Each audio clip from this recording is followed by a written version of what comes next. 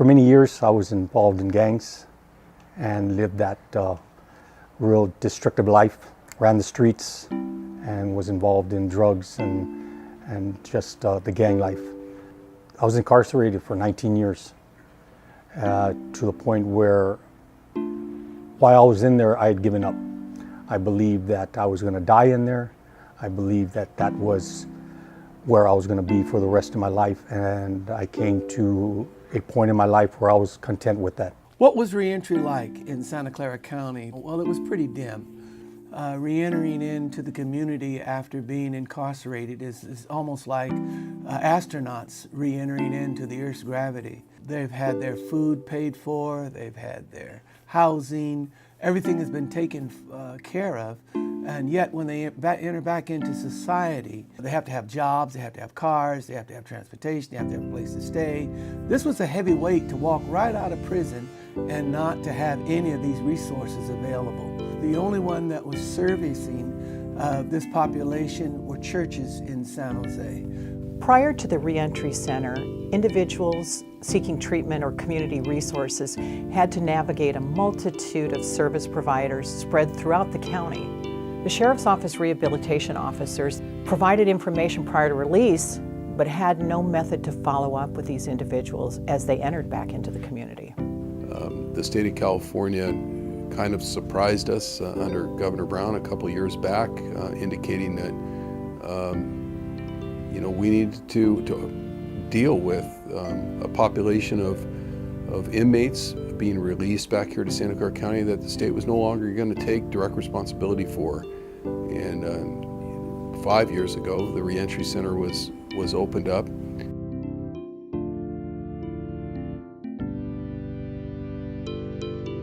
In March of 2011, the Board of Supervisors established a cross-system reentry network to identify comprehensive reentry and recidivism reduction strategies, linking inmates and formerly incarcerated individuals to services. The first 2 weeks that people are released from prison, they're 12 to 13 times more likely to die.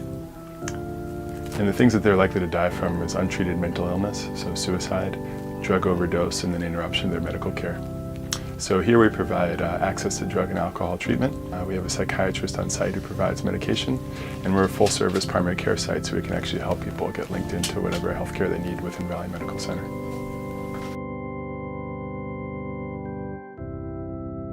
And what we provide is treatment for services, which is drug and alcohol, which is mental health.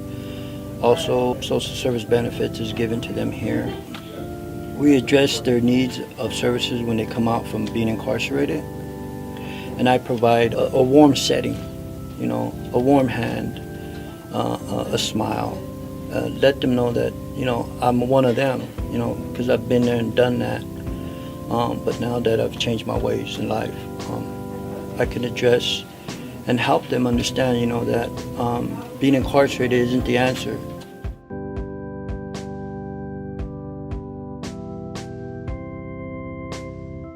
I got out. John Beltran introduced me to the center where many of the individuals that worked there, just everybody would just welcome me with open arms.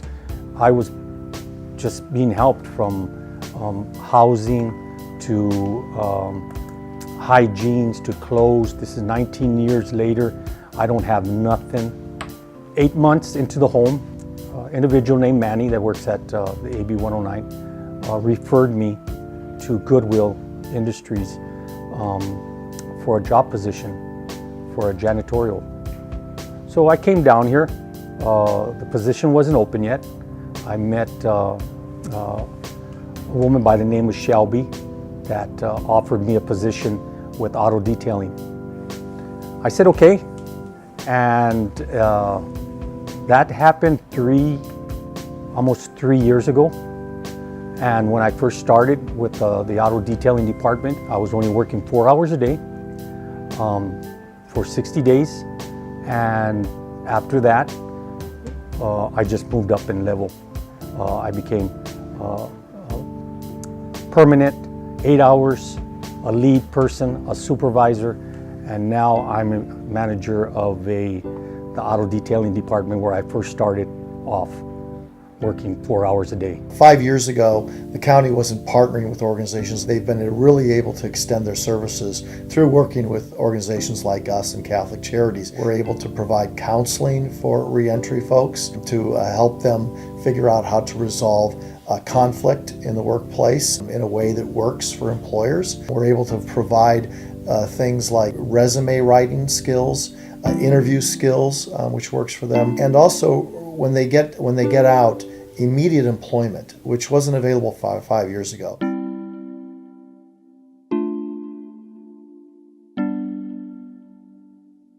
Well, the Custodial Alternative Supervision Program allows opportunities for participants as they reintegrate back into society. We help them create new pathways and positive life changes. This has only been around for 5 years, so we're kind of the trailblazers in this program. Our unit is very unique in that it includes enforcement deputies as well as correctional deputies. You know, we need to be willing to help people. That's what the Sheriff's Office is moving in the direction of assisting these people reintegrate back into society. We're not necessarily interested in locking people up for long amounts of time. My success in the CASU program came from the transition that the supervised CASU provided me. It didn't just throw me back out of jail onto the streets. It supervised me while I transitioned into the classroom, then into a THU, and then back home. The Reentry Center definitely gave me my confidence back. As I was transitioning, it provided me housing. It helped me get my books for college, and it also helped me with mental health when I found out my mom had cancer again. So it helped me go through that and transition and deal with it in a positive manner rather than going back out and relapsing.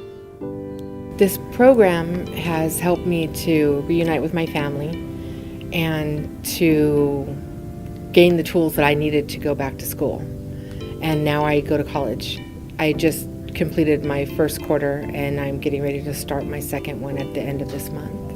CASU's helped me tremendously in staying focused, staying clean for 4 years, and keeping a great support system, and knowing that there's always somewhere to come back to when I need help.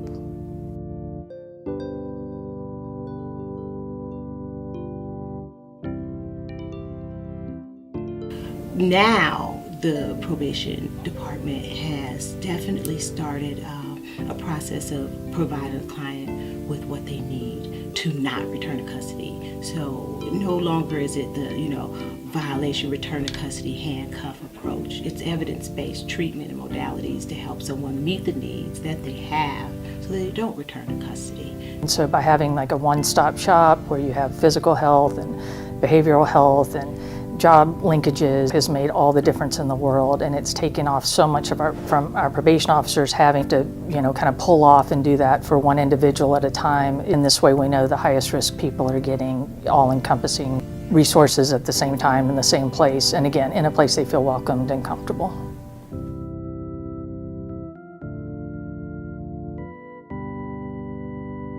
What was it like, Jesse, being incarcerated for 28 years as a lifer and coming out into the community for the first time?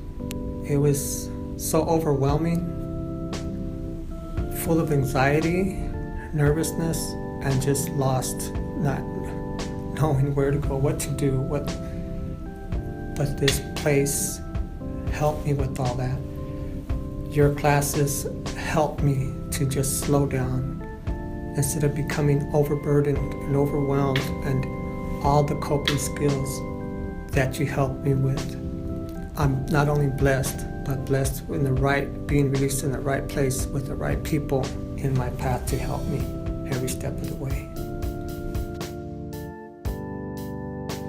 Looking forward, we expect to have many more academic opportunities and opportunities with trades. A lot of employers and people in the past thought that inmates or people who had just gotten out of jail were evil and had committed serious crimes, but most of the time they're crimes related to drugs, alcohol, and those are the kinds of things that people can be rehabilitated about. And so we have lots of employers, large employers, who are interested in helping in the remediation and helping to get people back on their feet. when these folks are coming out, it's not just that they're not recidivating, which is absolutely a goal, but that they are building lives that have meaning, and they're contributing to the community, and they're thriving.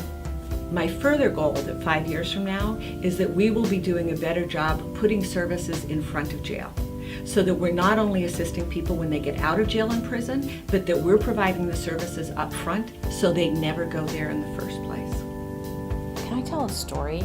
And so I was at a restaurant and I was walking in my car and this guy jumps out from behind a bush and he said, "I know you." And I thought, wow, I hope this is going to be okay. But he says, "I know you. You're Cindy Chavez." And I said, "Yes." And he said, "I have some feedback for you." And I said, I'm all ears. And he said, "I went through the Reentry Center and I want you to tell everybody there thank you, because it was such a good experience. And it's so important to have people believe in you." And he said, and he told me the story. He said, "You know, I let my family down so many times. And this group of people, I hadn't disappointed. Like, it was really a fresh start." What I realized in that moment was, here's a man I've never met who came out of our jails, who had the confidence and the clarity to tell me what we were doing right, what we were doing wrong, and to tell me to keep doing it. And to me, that is the pinnacle of what reentry is about. It is about giving people an opportunity to help themselves, to get back connected with their families, and to get back in our community.